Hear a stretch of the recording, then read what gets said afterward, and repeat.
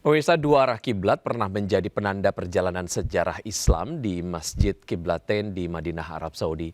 Disinilah perintah Allah turun kepada Nabi Muhammad SAW untuk memindahkan kiblat umat Islam dari Masjidil Aqsa menuju Ka'bah di Mekah.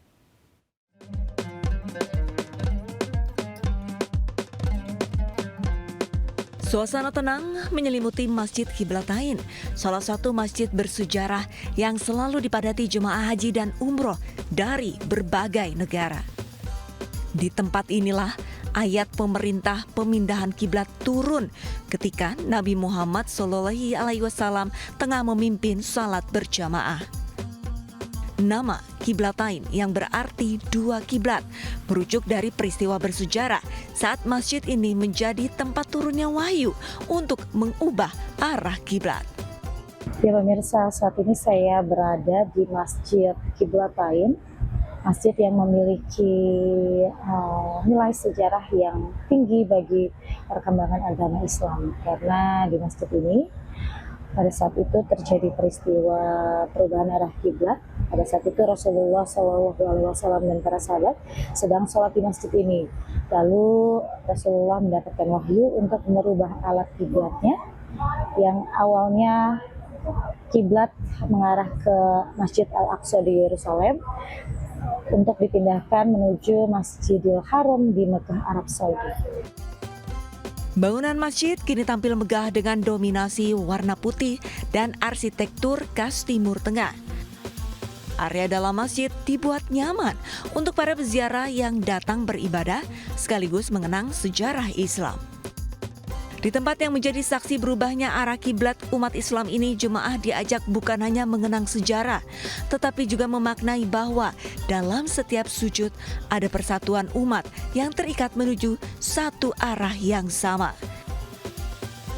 Dari Madinah, Arab Saudi, Eti Juitasari, MCH 2026, iNews melaporkan. Sebuah tempat karaoke digerebek polisi di Jalan Daan Mogot, Jakarta Barat. Penggerebekan ini dilakukan lantaran adanya laporan masyarakat yang resah dengan keberadaan aktivitas prostitusi terselubung. Dari lokasi ini petugas mengamankan 22 orang yang berperan sebagai wanita pemandu lagu, muncikari, serta kasir. Puluhan orang yang diamankan tersebut kini masih menjalani pemeriksaan intensif di Mapolres Jakarta Barat. Sementara 5 orang diantaranya telah ditetapkan sebagai tersangka. Dari Jakarta, Miftahul Gani, iNews melaporkan.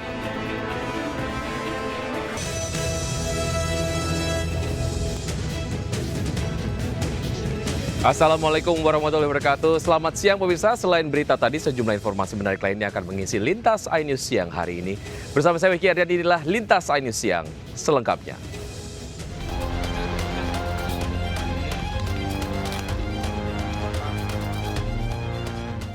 Pengungkapan penyelundupan sabu modus ban mobil ini berawal dari penangkapan 2 pengedar di Jalan Cinangkaraya, Bojongsari, Depok. Barang bukti 3 kg sabu disita polisi. Usai pengembangan, petugas kembali menemukan barang bukti 13 kg sabu di rumah pelaku di perumahan Kirana, Bojongsari. Untuk mengamankan barang haram tersebut, sabu disimpan di dalam mobil. 13 kg. Jadi total keseluruhan barang bukti yang kami amankan seberat 16 kg sabu. Dan modus ini sangat menarik. Barang tersebut disimpan dalam ban mobil dan mobil itu kondisinya di towing. Dari hasil pemeriksaan, narkotika ini berasal dari Cina dan masuk ke Indonesia melalui Sumatera Utara. Modusnya para pelaku menggunakan ban mobil sebagai wadah. Kemudian mobil akan dinaikkan ke atas truk derek sebagai kedok dalam proses pengirimannya. Ini kedua pelaku beserta barang bukti dibawa ke Mapolda Metro Jaya.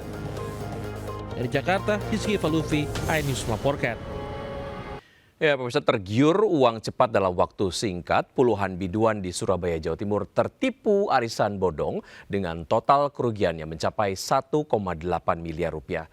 Sementara itu tidak terima hubungan asmaranya kandas seorang pria yang mengaku polisi ribut dengan warga di Makassar.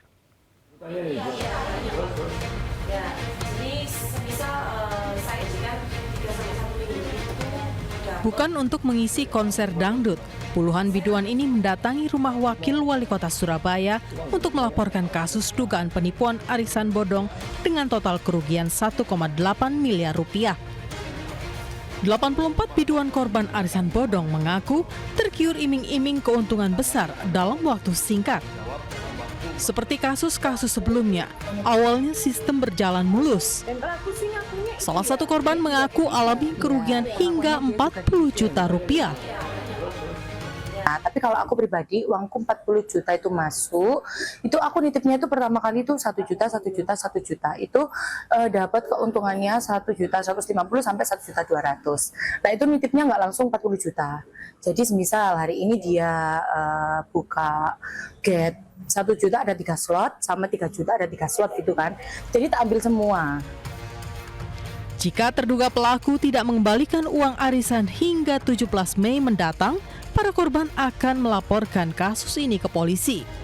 Dari Surabaya, Jawa Timur, Hari Tambayong, iNews melaporkan.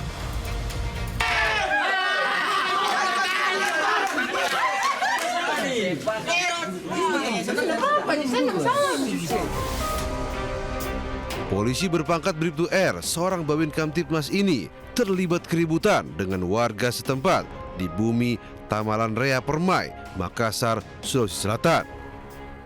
Pemicunya diduga karena asmara, di mana Bribtu R nekat mendatangi rumah kos kekasihnya, mahasiswi salah satu perguruan tinggi berinisial D, 23 tahun. Bribtu R tidak terima saat ditinggal putus oleh sang pujaan hati pasca keduanya terlibat pertengkaran. Hanya saja di lokasi terlibat keributan dengan warga karena Bribtu R diduga berbuat gaduh di sekitar rumah kos pacarnya hingga mengaku sebagai anggota Resmob Sulawesi Barat. Bribtu R pun diamankan ke Mapolsek Tamalan Rea, Kota Makassar, Sulawesi Selatan. Pihak warga dan Bribtu R pun sepakat berdamai.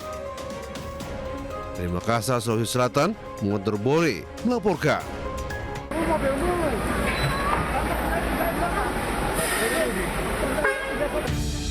Kebakaran hebat berkobar di area parkir PT Arami Jaya di Kecamatan Grabak, Kabupaten Purworejo, Jawa Tengah. Asap hitam pekat membumbung tinggi sehingga menarik perhatian warga sekitar. Sejumlah pekerja berusaha menyelamatkan kendaraan yang masih bisa dievakuasi sebelum api merembet lebih luas. Petugas keamanan sempat berupaya memadamkan api dengan alat seadanya, namun tidak berhasil. Akibat kebakaran ini, 2 orang luka bakar dan sesak nafas karena asap pekat kini dirawat di Rumah Sakit Umum Cokronegoro, Purworejo. Hingga kini, penyebab pasti kebakaran masih dalam penyelidikan pihak berwenang. Sementara jumlah kendaraan yang terbakar masih dalam pendataan, namun diperkirakan mencapai ratusan unit dan mayoritas merupakan motor milik karyawan shift pagi. Dari Purworejo, Jawa Tengah, Johartoyo melaporkan. Pemirsa, ratusan warga saling dorong dan berebut hasil bumi di Grobogan. Bahkan seorang emak terjatuh demi mengamankan hasil bumi yang ia peroleh.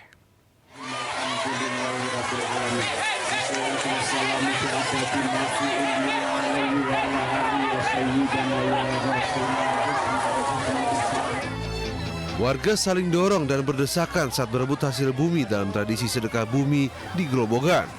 Seorang emak berusia lanjut terjatuh dan mendekap seluruh hasil bumi yang sudah ia peroleh.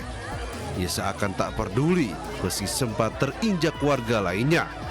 Sementara itu ratusan warga lainnya berupaya mendapatkan hasil bumi dari puncak gunungan. Dalam tradisi sedekah bumi di desa Ngaringin ini, sebanyak 17 gunungan dan tumpengan ludes dalam waktu kurang dari 5 menit. Warga berharap agar sayur mayur yang ia peroleh bisa membawa berkah untuk kesuburan tanaman dan kesehatan keluarga. Sebagian sayur tersebut akan diberikan ke ternak dan sebagian lagi dimasak untuk keluarga. Ikut alhamdulillah. Dapat apa? Dapat terong, Pak. Terong apa? Terong, kangkung, nasi sama jajan. Sudah berapa kali ikut seperti ini? Bolak-balik, Pak. Dari tahun ke tahun sih.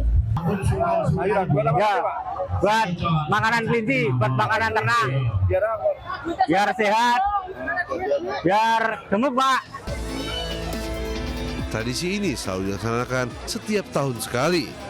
Selain mencari berkah, pelaksanaan tradisi sedekah bumi ini juga bertujuan untuk melestarikan budaya leluhur yang kian punah. Dari Grobogan, Jawa Tengah, Rustama Nusantara melaporkan. Seekor kerbau berbobot 300 kg terjatuh ke dalam sumur sedalam 8 meter di Bandar Lampung. Proses evakuasi dramatis dan memakan waktu hingga 5 jam.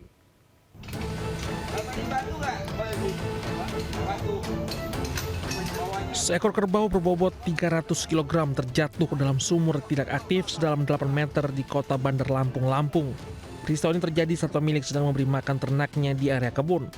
Kerbau yang sebelumnya dikadangkan dan diikat di sekitar pohon terlepas hingga tergelincir ke arah sumur. Proses evakuasi berlangsung sulit karena kondisi sumur yang sempit dan lokasi kebun dengan tanah miring.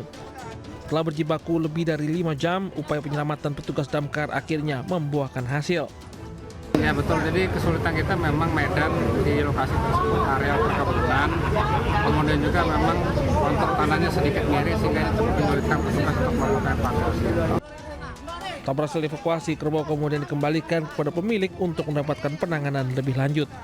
Dari Bandar Lampung, Lampung, Andres Afandi, A-News melaporkan. Informasi tadi sekaligus mengakhiri Lintasan News siang hari ini. Saya Wiki Adrian undur diri, terima kasih, sampai jumpa. Wassalamualaikum warahmatullahi wabarakatuh.